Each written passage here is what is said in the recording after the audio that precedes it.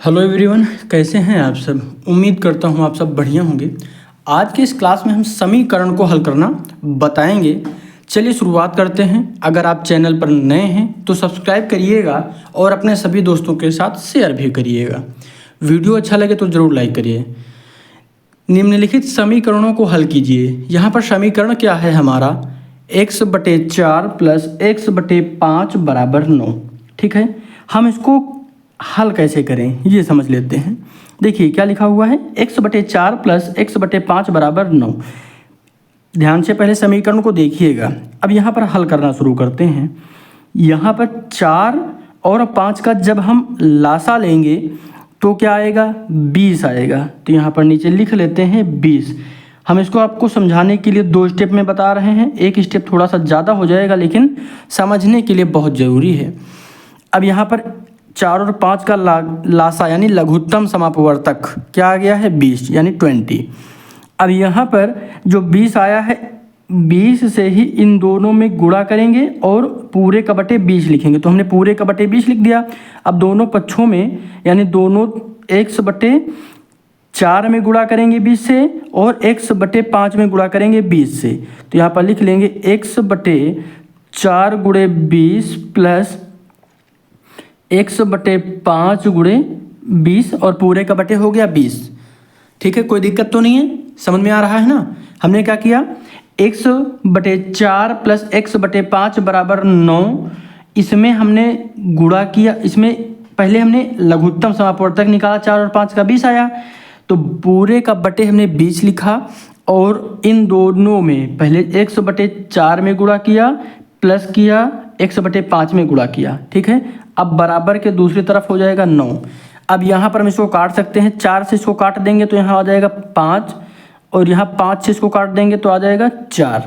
तो यहाँ पर क्या हो जाएगा, ये अब क्या हो जाएगा, गुणा हो जाएगा। तो यहाँ पर हो जाएगा 5x प्लस यहाँ पर जब 4 का x के साथ गुणा हो जाएगा तो आ जाएगा 4x बटे 20 बराबर 9। कोई दिक्कत तो नहीं है।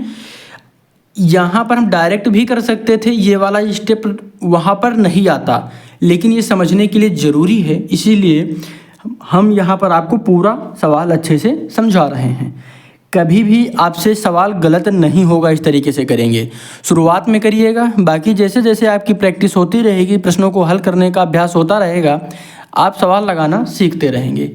यहाँ पर हम डायरेक्ट भी कर सकते थे, तिरछा गुणा कर सकते थे। यहाँ पे 5 से x का करते तो 5x, 4 से x का करते तो 4x, बीच में प्लस हो गया, 5 चौके 20 बराबर के दूसरी तरफ 9 हो गया। तो ये बीच में स्टेप नहीं आता, लेकिन ये पूरा सवाल समझना आपके लिए बहुत ज़रूरी है। आगे अगर हम इसको हल करेंगे तो क्या होगा, इसको देख लीजिए। तो यहाँ पर आ जाएगा 9x बटे 20 बराबर 9।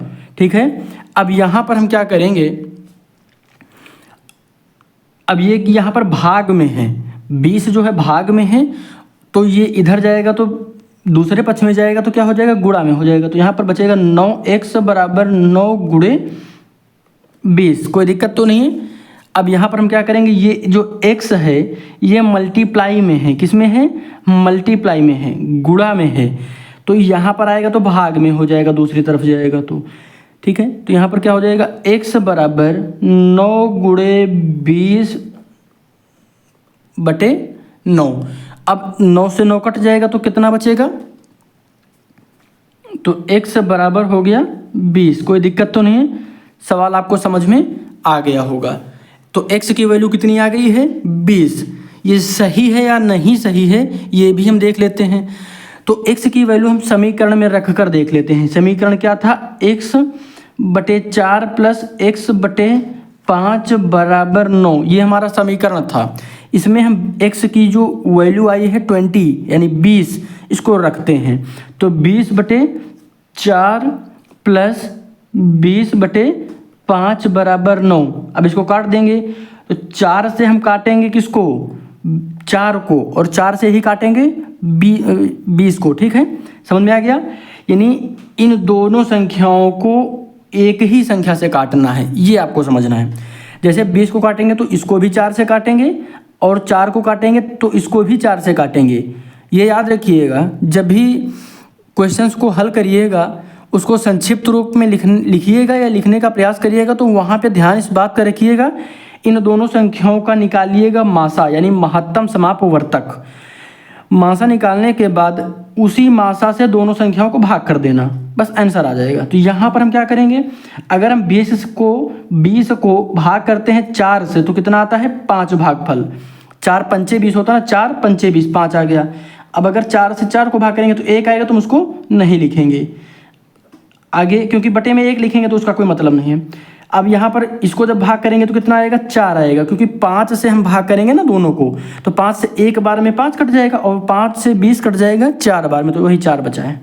आगे 9, कोई दिक्कत, ये यहाँ पे हमने यहाँ पे क्या किया, 20 को 4 से काटा और 4 को 4 से काटा, तो 1 नीचे आ गया, और यहाँ पे इसको काटा तो 1 और इसको काटा तो 4।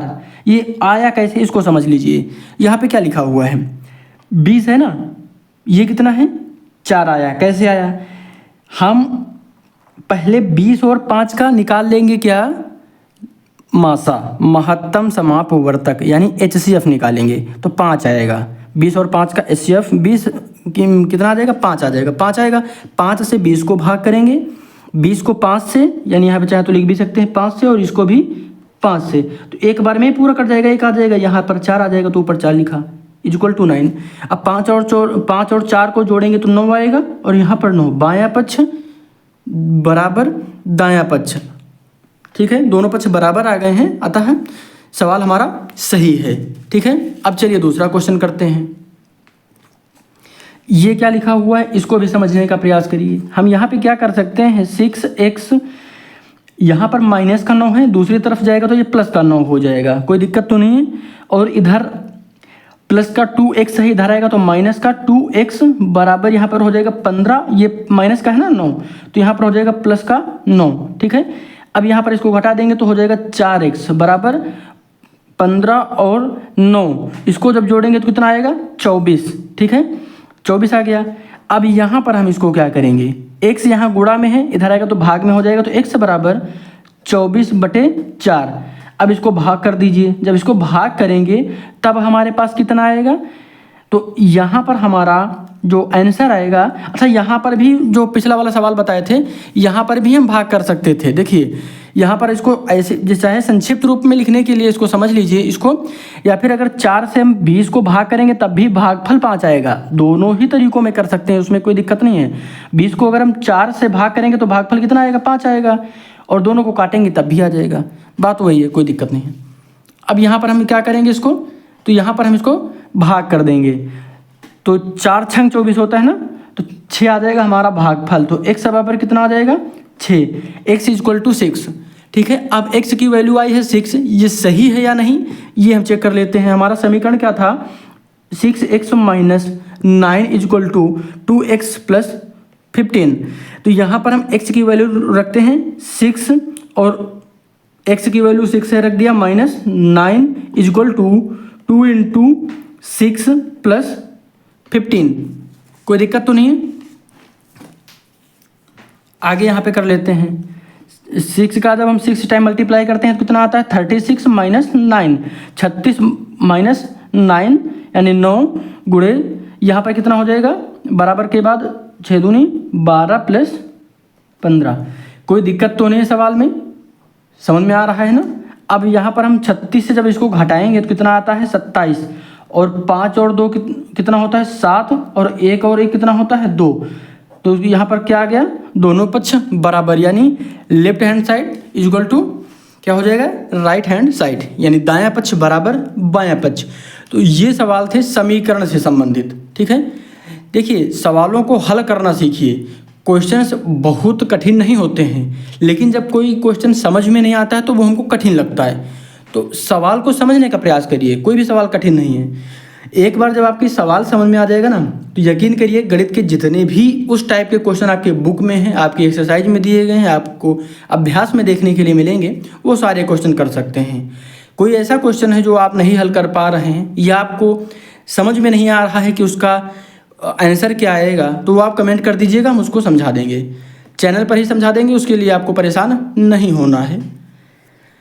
सब्सक्राइब जरूर करिएगा और अपने सभी दोस्तों के साथ शेयर करिएगा। धन्यवाद।